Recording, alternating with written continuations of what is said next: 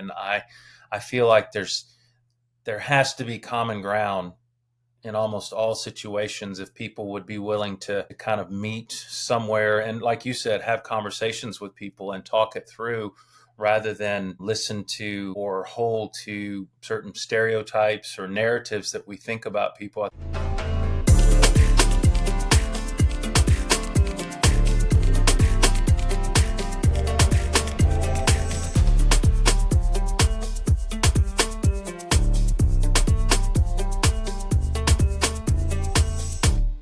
Hi, Daryl. Hi, good morning. Well, it's morning here. And it's afternoon here. Yes, it And I is. and I've just been told off by my wife because she says you coming down for dinner. And I said, well, you were putting salad on. So I don't know what was going on there. So I said, look, I'm on recording. I'm recording. Shut up. Leave me alone. Always something. Okay. So I discovered you. I think it was on TikTok because you do these little amusing clips about coming over to the UK and getting used to our our sort of way of speaking over here compared to your own. And I think it's really quite. I know there's lots of people who do that, but it's quite funny though, isn't it? So how did you It's get been involved with interesting. how did you get involved with coming to the UK? Well, I met a girl, as they say. Um, yeah, gee, I met, and we're now married, but I met Jen in 2018 in the fall, and I had gone through a process of losing a bunch of weight and starting to work out, and so I was just posting stuff on Instagram, and I got tired of posting that kind of stuff because, like, your family, you got certain social media posts that you're like, and your family's there, and you're like, you want something a little more private, and so I started looking for social media apps that were fitness related and I found one. And long story short, we just stumbled across each other, struck up a conversation, and um, it was in November of 2000 and I say 18, 17. And then I made my first trip to England in August of 2018. That was our first face to face. So she's the cause of it all. Okay, so was it a big culture shock for you then coming over here? Probably not. I've done some TikToks before where I've just mentioned I've always kind of had an affinity for the British culture, what little I knew about it. And then I think conversing with her for about 10 months before my first trip probably helped prepare me because there were a lot of things in our exchanges back and forth where I would say something or she would say something and we'd kind of call each other out or either teach each other the proper way to say something. And we had quite a few funny exchange. Our very first phone call was quite funny as well. But so that definitely helped. Uh-huh. Okay, so you got so what was the other thing I was going to say to you is that you were saying this fitness. So as you know, sort of well-being is part of what I try and do. What I try and put out. What gets you into well-being? What gets you into fitness? Divorce.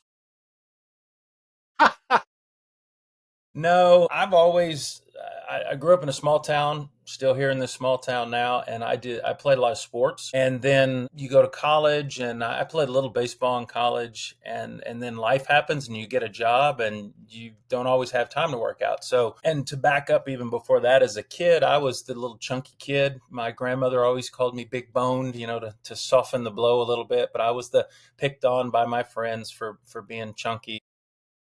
Daryl the Barrel was my first nickname.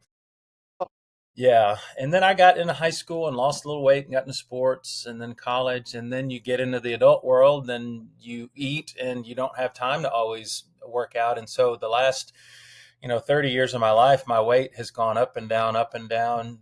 I was in pretty good shape. And then you have a kid and then you're up at night taking care of, a newborn and you're tired and you want something that feels good. And so you go for a bowl of cereal or something and you start putting the weight back on. And so I've always struggled with it. And then, like I said, I did go through a divorce and a big life change. And it was in that time where I just kind of refocused my attention on me and taking care of me and going back to the gym. And running has always kind of been something I did as a stress reliever, if nothing else, and just put your shoes on and hit the road. But I started going back to the gym, and all in all, at my worst, I say my worst, my highest weight was probably 265 in pounds. I don't know how to do the stones thing yet. I don't know how to calculate stones, But I, in pounds, all in all, I lost about 70, 75 pounds and have basically kept it off for the last 5 or 6 years. And so it was that. And then now it was just kind of a habit,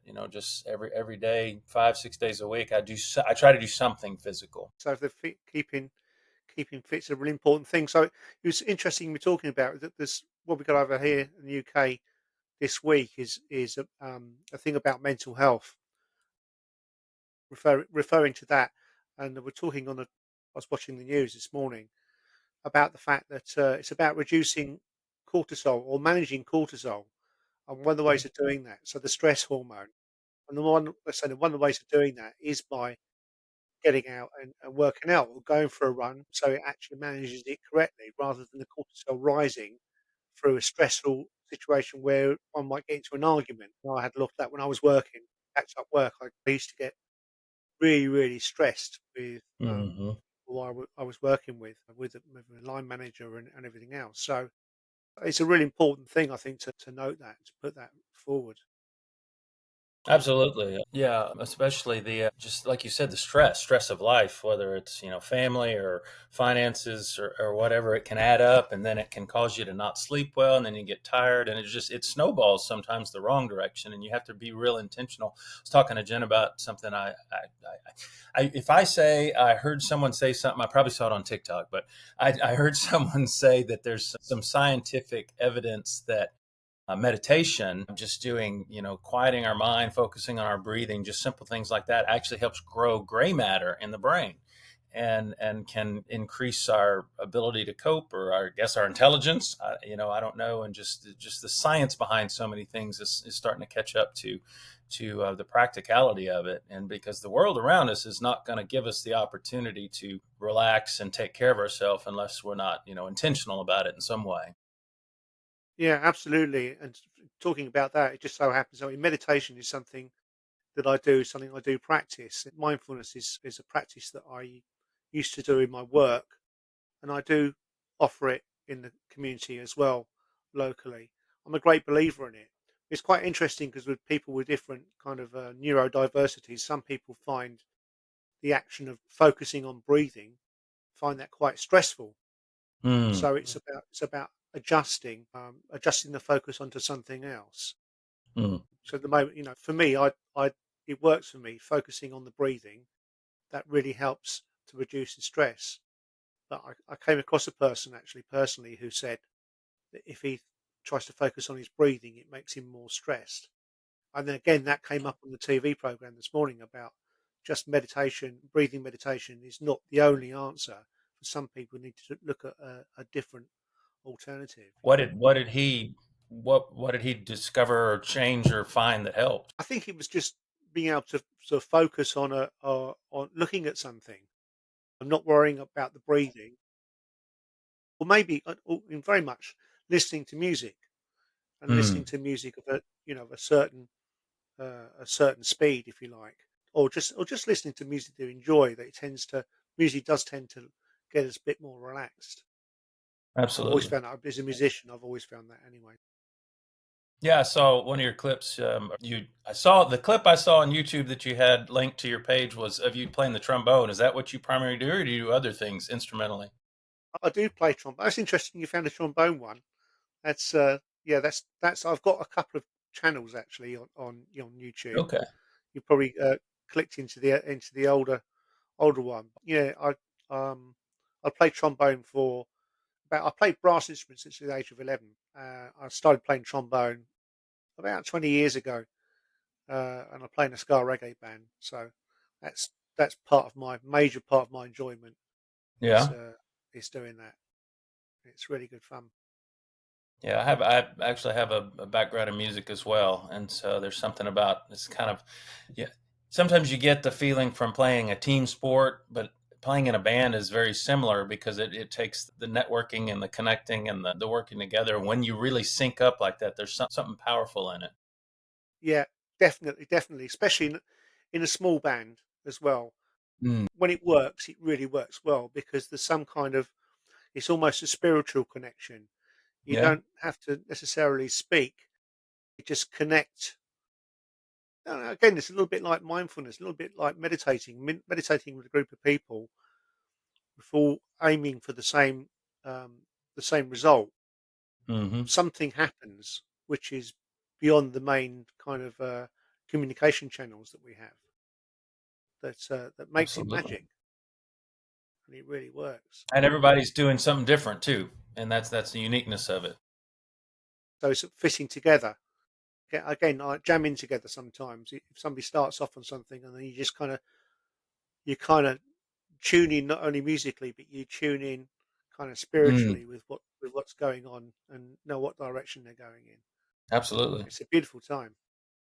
What do you play, Dal? Do you, Well, I do you went to play an instrument? school. Yes and no. When I went to school, I got a bachelor in music, and my primary instrument was my voice. I was a singer, but we had Right. to have a secondary, and so I play keyboard, piano a little bit. I mostly play by chords, and so I can kind of go from there. I took piano lessons as a kid and did it for about 2 years, and then got into sports, and then had to pick it up back in college. Taught myself a little bit of guitar, as long as it's in the key of G, or I can use a capo. I'm usually okay as long as I can keep those fingers anchored. But Yeah. singing has always kind of been my. I think I have one post on my TikTok that is a music recording that I've alluded to some of my singing. But yeah, that's Oh, that's right. my background on that. What's your favourite sort of music? What sort of music you into?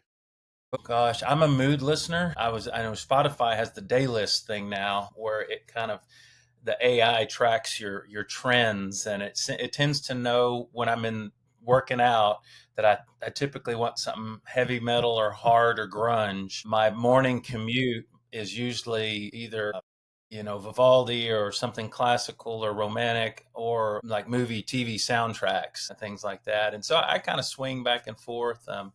I think hardcore rap is probably about the only thing I really don't gravitate towards. Other than that, I'm pretty eclectic with my taste. Right. Yeah. Like a lot of us, I think once you get into music, start playing music, we tend to get a bit of an eclectic idea about what it's all about. Yeah, because you can appreciate so much. I think because you're from Texas, aren't you? I am all my Yeah. life. I was just thinking about because I'm not well travelled at all. I've never been to the USA, and I kind of think, I was just thinking about the things that you do on your funny little TikToks, and I'm thinking about Mm, the way I relate to perhaps Texas. And so I said to myself this morning, what brings me to mind Texas? And I think of big cowboy hats and big planes and, riding across, and yep. strangely, scientific calculators, Hmm. Texas Texas Instruments. Instruments. It took me a second. Yep. I don't know That's why not that far. came into my head. That was in the Austin area, which is I live close to Austin, so it took me a second, but I know right what you're talking about. Right, I guess they were called Texas Instruments because they were built there, yeah? Hmm. Right, And I don't okay. I don't know what happened to them, if they got bought out or just went under. I can't remember their story. Yeah, I guess it probably technology's moved on as well, isn't it? Mm. Unless they were keeping up to date with Yeah, but then the another thing about being so close to Austin is I don't know if it's still considered it. For the longest time, it was considered the live music capital of the world. Now I don't know who defined world, but right. I know Americans have a tendency to say it's the world championship and it's only American teams playing. Um, but Austin has an incredible live music scene, and with ACL, I think when Jen came to Texas, it was her first or second time. There's two major festivals that happen in Austin every year. There's ACL, which is Austin City Limits Fest, and then there's South by Southwest. And ACL is more live music. South by Southwest is more multimedia. It might have music, it might be movies, it might be podcasts. It's all kinds of stuff, and a lot of, I'd say, the world. I think some of it is international draw, but for sure American descend upon Austin for a week to 10 days for all of these viewings and screenings and live shows and stuff. And she just happened to fly in before one of those was starting, and just the chaos at the airport. And I think someone asked her, said, "Are you coming for South by Southwest?" And she's like, "What's that?" And she didn't have a clue. There's musicians everywhere and stuff. But so yeah, Austin is a pretty cool. But as far as when most people think Texas, as far as cowboys and cowboy hats and that kind of stuff, Austin is probably the counterbalance to that because Austin has always been considered more progressive, more liberal than probably the rest of the state. And their motto for the longest time was "Keep Austin Weird." It's both my daughters live there, and outside of it, the cost of living being ridiculous right now. And I think you're in London. You can definitely relate to that. I'm sure being in the city, they love the atmosphere and the air. There's just so much to do, and so many bars and clubs and shows and things to see that Austin's a pretty cool place. So we're a bit brotherhood of the beard, aren't we? You and I. So how long have you had your beard for? That was another life transition time, right about that 2015, 2016. So it's been about 9, 10 years when I started growing it.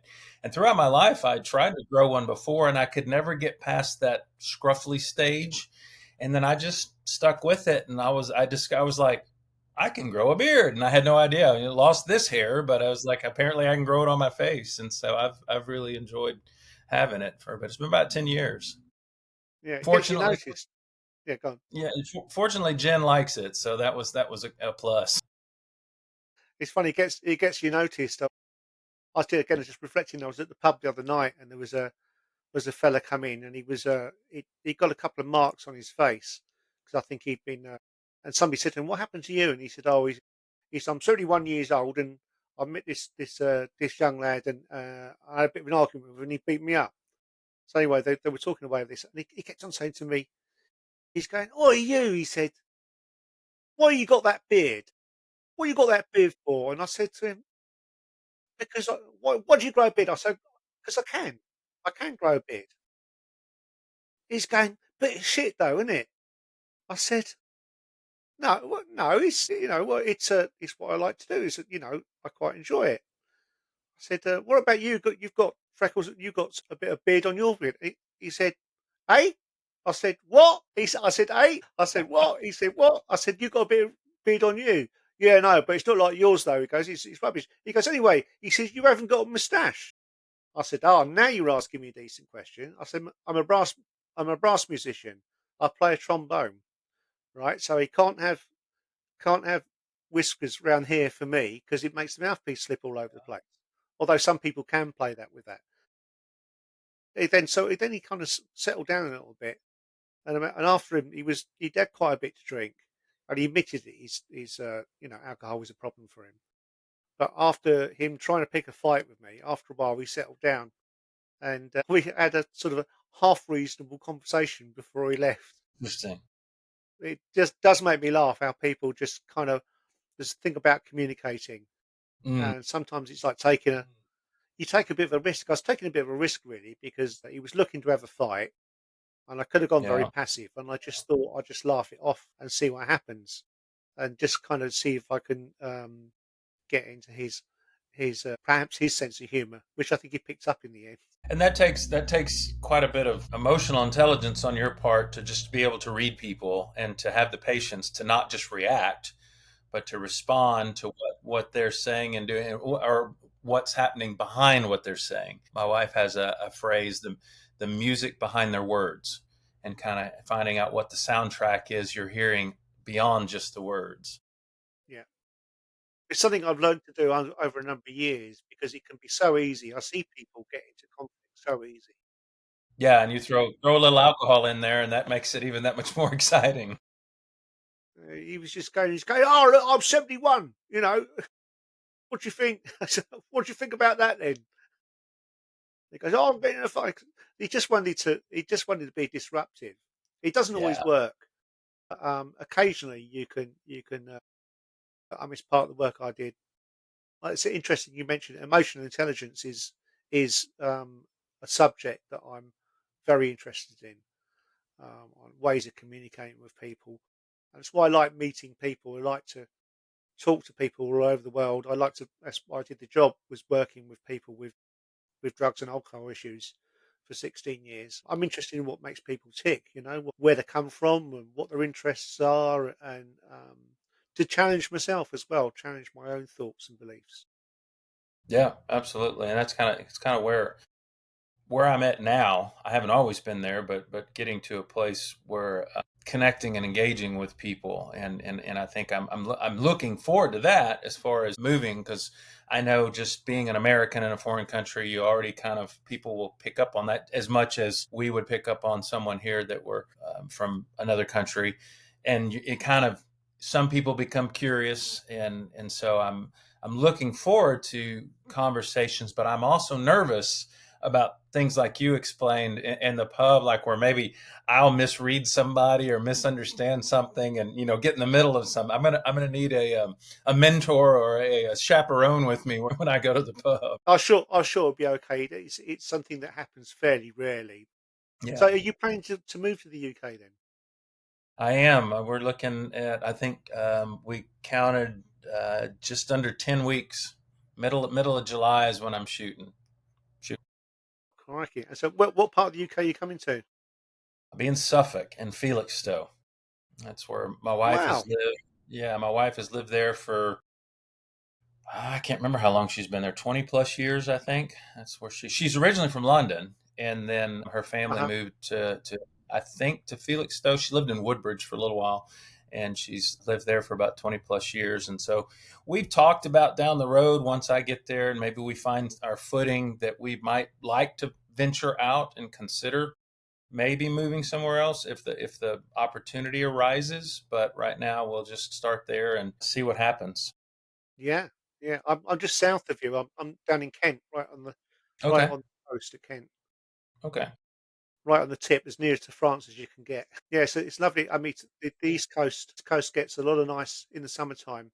Right on the coast, it gets a lot of nice sunshine, especially where my coast is north facing. Okay. So it's famous for sunsets on the beach in the summer. I've seen some good ones. I've made 10 trips to England, and my first few were, I've made several in August. I've made several in the October, November time. I think I've made two or three in the December, January, and then the other ones were around May. So I've gotten a little bit of taste of most of the seasons, but especially in the summers, like you said, some of the sunsets and just the being right there on the sea is just it's gorgeous. Yeah, it's just being able to, and that's one of the nicest things I think about health and welfare is about our health is that time to just be able to just be to go to the bay, to go to the beach, to go to the promenade, and just sit and watch people go by and listen to nature, listen to the sound of the sea. It's really, really calming. Yeah, the prom has become just one of my favorite spots. There's even a spot at the inn. It's down by the shipping channel. Oh goodness, I just went blank on what it's called, but it's there's a pier, or not a pier, used to be a pier. It's just a sandy beach, and it's become. I'll jog down there and I'll just sit. And like you said, sometimes there's people. It's really more removed from most of the people. Can watch the great sunset, or just a bench on the prom, like you said, people watching. Or I love the. I heard someone say, years ago about the the the surf and the rhythm that's the waves crashing in, is that it's oftentimes is breathing, or we think of our heartbeat. There's a rhythm to it, and when you listen to it, it I don't know. For me, we were talking about meditation earlier. For me, it just becomes an automatic calming effect. You just kind of feel like your body's trying to sync with the earth and it's very, very relaxing for me and therapeutic in a lot of ways. It's funny. So a friend of mine was saying to me the other day, we're talking about referring to the sea, oceans being the lungs of the earth. Mm, Very true. I like that. Float the sea ebbs and flows, and it can be stormy and it can be calm. So I think it's a good metaphor. I think. Very good, very good. And yeah, nature has such a good way of really teaching us everything we need to know if we'll watch and listen. So I'm gonna ask you, Daryl, what's your thoughts about peace and how does peace fit with you? I wish we had more of it. Thoughts about peace. I crave peace. I really do. I've talked some on TikTok about my journey from being a little bit more conservative, right leaning, structured, this is the way people should live, to almost where you're trying to get everyone to follow a certain pattern, to more of a we're all trying to find our own way. And when you're in this mindset over here, you tend to, at least I did, want to impose or project your ideals and morals or values on people, and you're easily offended when other people don't fall into line, because I think now personally it challenges your views, and we don't want that. We want our views to, we want to feel like my way is right and I've got it all figured out. And then, sometimes life has a way of getting our attention and deconstructing a lot of those things, and you start to, I personally have started to reconstruct a different way of looking at life. And the reality is I have no desire to be in conflict with anyone, and I feel like there has to be common ground in almost all situations if people would be willing to kind of meet somewhere and, like you said, have conversations with people and talk it through, rather than listen to or hold to certain stereotypes or narratives that we think about people. Brene Brown has become someone that I really have enjoyed reading, and one of her things is she says the we will categorize people and put them in a group and dehumanize them. And then that way we can feel okay about talking bad about them or being hateful or racist or whatever. And she says, but it's hard to do that when you move up close. She said, you got to move up close to people and see, look them in the eyes, have the conversation and find out, hear their story. And then you find out maybe we're not so different. Maybe there's a lot more in common. And I think it's that commonality that if we could see that more, maybe we would find more peaceful ways. Now, granted, I know the systems of the world thrive on divisiveness and getting groups mad at each other so that they can sell warring things. But I'm definitely lean towards, not to be too cliche, but why can't we just all get along? That's what I Yeah, would like to see. it's interesting that you're saying about that transition, because I think as a growing up myself, I was probably from more of a slightly right-leaning kind of upbringing, more of a conservative follower, if you like, in my younger days. And it's just really in recent years really come to realise that actually that's not the way. So I've kind of really changed right over. Hmm. And I think for anybody that sees both sides of that, tend to think that we maybe we have a maybe a bit more of an understanding of it anyway. Then maybe the decisions that we're making are not just based on monkey see, monkey do. That Right. they're they're based on actually using your intelligence to Hmm. work out what feels right and what feels wrong. And who's to say that we're right or wrong anyway? Maybe Exactly. the point is that, as you were saying, it's about communicating. And I'd love to see some of the leaders of the world to actually practice some emotional intelligence Mm. and to communicate in a way that's much better. Not for the cameras. It doesn't have to be for the cameras. It doesn't have to be. Well, maybe it can be for the cameras as a way of demonstrating that there Yeah. is a way of communicating it in a much more grown up, intelligent way than it Yeah. is to shout insults at each other. Absolutely. Makes things much easier and reduces the cortisol. Which is a good Going back thing. to going back to what I was talking about the first of all. Well, what Okay, do you go on. go ahead? So so how long is it till you'll be moving? Do you think We're to the looking UK? at 10 weeks. Mid July is the goal. I haven't bought my ticket yet, but mid July is the plan. And I have about the I'm in that phase where with my job, I'm winding down. The end of June, I'll leave there. I'm planning a trip with my son. I'm kind of doing these. We're having a garage sale in 2 weeks here. We're just doing all of these unloading type things, having I told Jen, I said, it's been stressful because I've got all this stress of feeling like there's all these loose ends I've got to tie. And then walking away from that and stepping into a completely blank slate. So it's like I'm trying to hold the tension of these two stresses of I don't want to get too far ahead of myself and worry about once I'm there, what's that going to look like? Because I'm stressing about all the things here to let go of. And some of it is practical and some of it is with family and relationships of saying goodbye and friends and stuff. And so it's been a stressful, it's almost like I had the stress of doing all the immigration paperwork, and then once that was finished, I thought I'd relax a little. And once it was approved, I thought, all right. Well, then it was all the stress hit of like, oh wow, this is really happening now. And so then it was all of that. You got to actually do the stuff now. So it's been. I'm sure my cortisol has been high. Yeah. Well, it's about, I guess it's Darryl, it's about stepping into the unknown to a certain extent, Very isn't it? much, So you're very much. taking a you're taking a step into something, and when there's something that we don't really know, we don't really understand, it tends to give us a bit of stress. But I think, like I And say, you seem like you're going to manage it well, in as much as you recognise that you need to stay in the moment and deal with one thing at a time.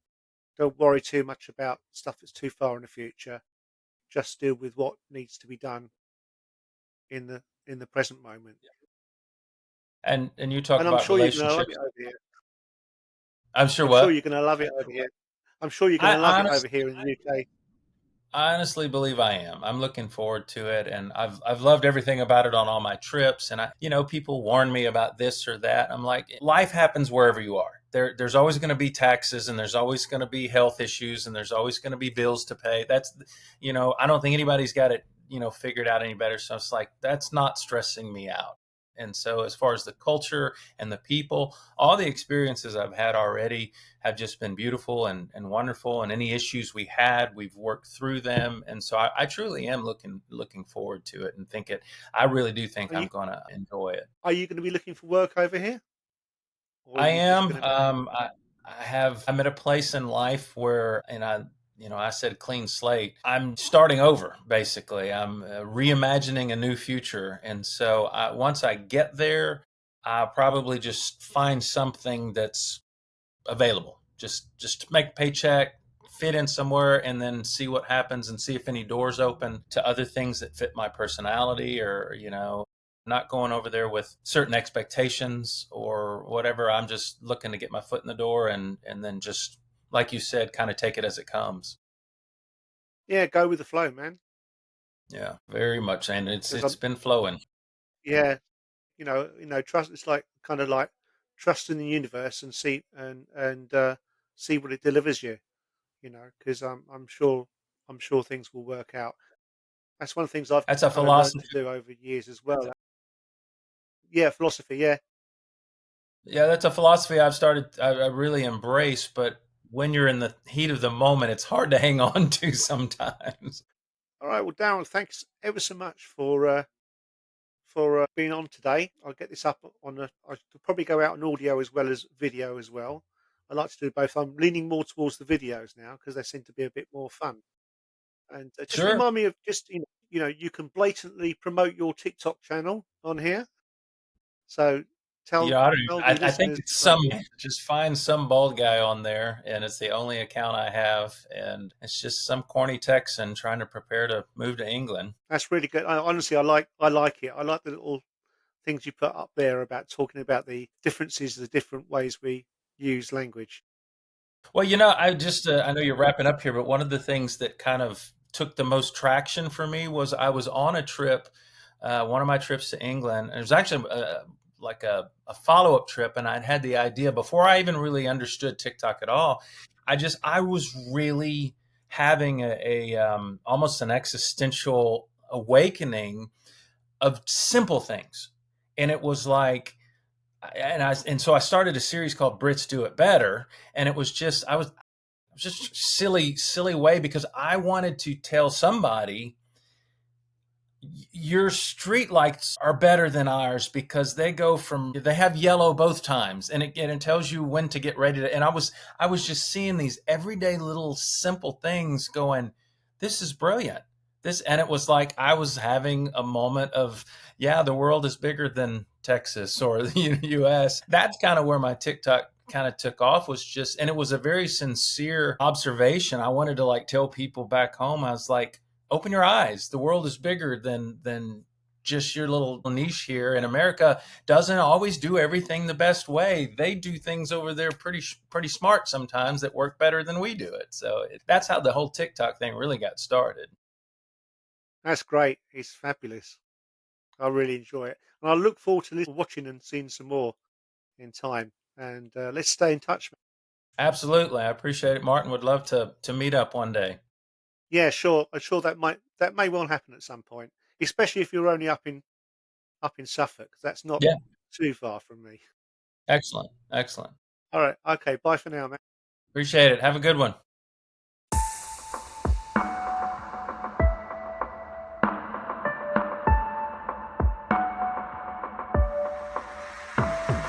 If you enjoyed this podcast, please follow, like, and share. Thank you very much. Martin, Peace Unplugged.